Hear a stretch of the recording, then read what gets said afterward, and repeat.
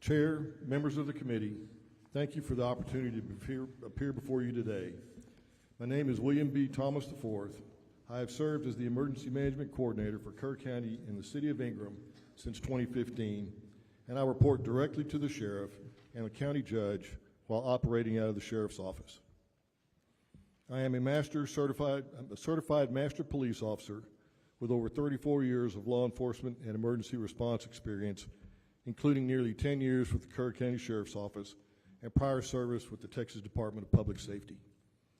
I previously served as a Highway Patrol Lieutenant and held the role of District Disaster Chairman for the El Paso Subdistrict and the role of Assistant District Disaster Chairman for the Waco District.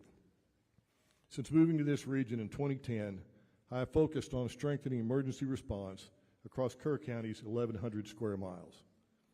As EMC, I coordinate emergency response and all hazards response planning across unincorporated Kerr County and its 2 cities. I work closely with our dispatch, volunteer fire departments, first responders, and emergency medical services. I helped with the integration of the iPause system into our Code Red public warning system. iPause enables automated alerts from the National Weather Service to be broadcast directly to all cell phones.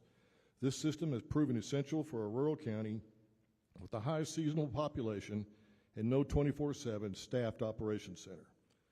Before I speak to what occurred during the July 4th flood, I want to directly address the questions about my whereabouts that night. On July the 2nd, I worked a full day despite not feeling well. That day included a fire chief's meeting where no concerns were raised and no indications of elevated weather risk were noted beyond what is typical for this region during the summer. I returned home around 8:45 p.m. with my symptoms worsening. I had already requested and been approved for personal time off on July the 3rd to fulfill a commitment to my elderly father. However, due to my progressing illness, I remained home to recover. I stayed in bed throughout July the 3rd and did not participate in the regularly scheduled 10 a.m. and 3 p.m. Texas Emergency Management Coordination Center coordination calls. These calls are routinely followed by detailed written summaries, which were distributed to me and other county leadership, ensuring that the flow of situational updates remained uninterrupted in my absence. My supervisors and Sheriff's Office leadership were aware that I was off duty. I briefly woke around 2 p.m. when there was no local rainfall or indication of elevated risk and returned to rest. I was awakened around 5:30 a.m. on July the 4th by my wife following a call from the City of Kerrville EMC, Jeremy Hughes, requesting that I mobilize. I reported immediately to the Sheriff's Office. There was no visible flooding on my drive into the office, but it quickly became clear that the situation was escalating. By approximately 6 a.m., I was actively coordinating our county's response in close contact with the Sheriff, the Emergency Operations Center, and Mr. Hughes, working together under rapidly changing and difficult conditions. Our first responders mobilized without hesitation. The majority of them are volunteers, neighbors, business owners, and community members who serve without pay. Many had no formal swiftwater rescue training, yet they entered dangerous conditions to save lives. Their actions were nothing short of extraordinary, and I want to take this opportunity to publicly recognize their bravery, skill, and selflessness during one of our county's most challenging emergencies. I also want to specifically address the county's alert systems. The first line of notifications we rely on is the National Weather Service's ability to send geo-targeted alerts through NOAA, television, and regular radio frequencies.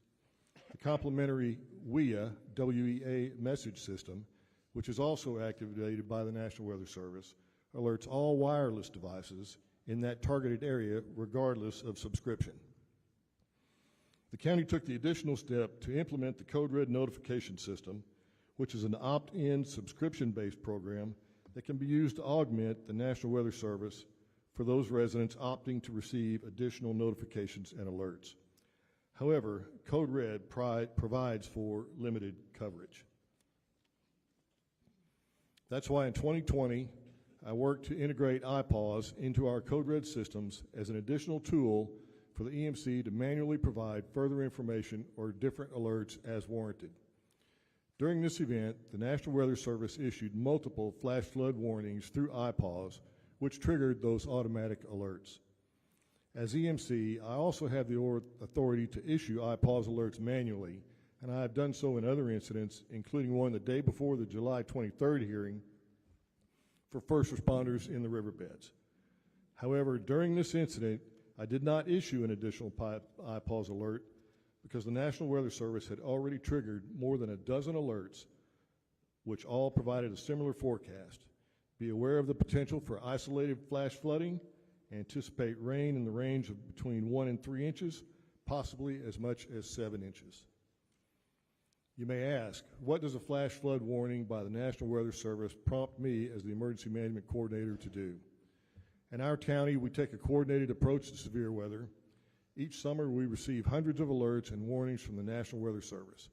Our standard protocol begins with assessing low water crossings, which serve as key indicators of rising water levels and flood risk.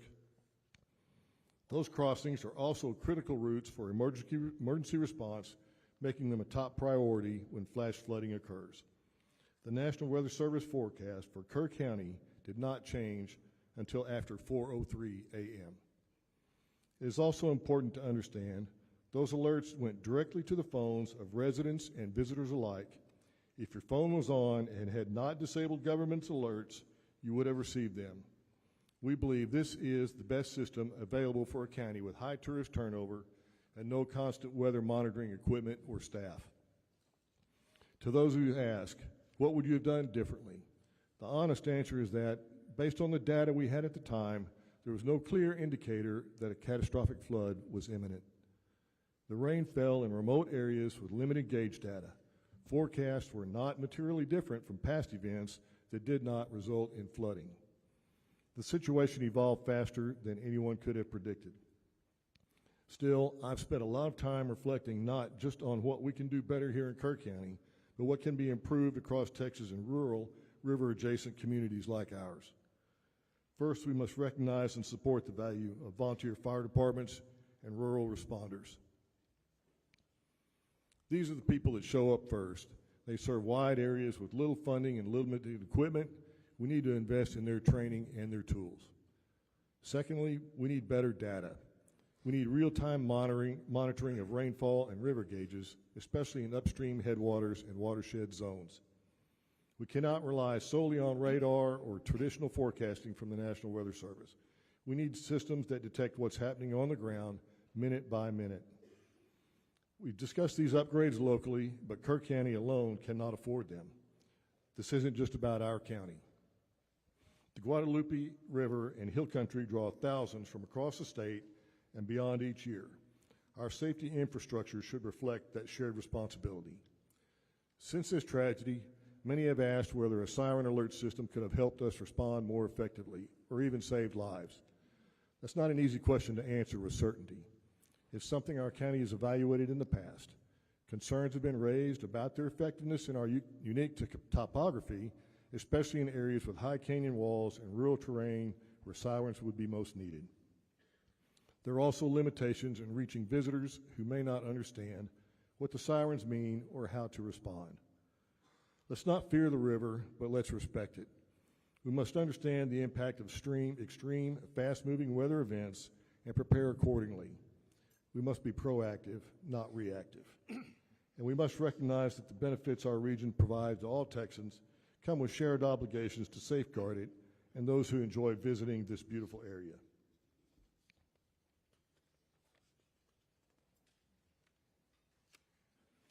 This was a tragedy not just for Kerr County, but for all of the communities downriver, and it must be seen as part of a larger trend with a statewide response. Inland flooding is increasing in both frequency and intensity.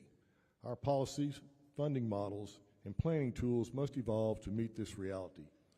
I want to thank the committee for its attention to this issue. I look forward to working together on ways we can improve rural response capacity, increase predictive analytics, and bring equity to emergency resources for rural Texans. Thank you. I welcome your questions.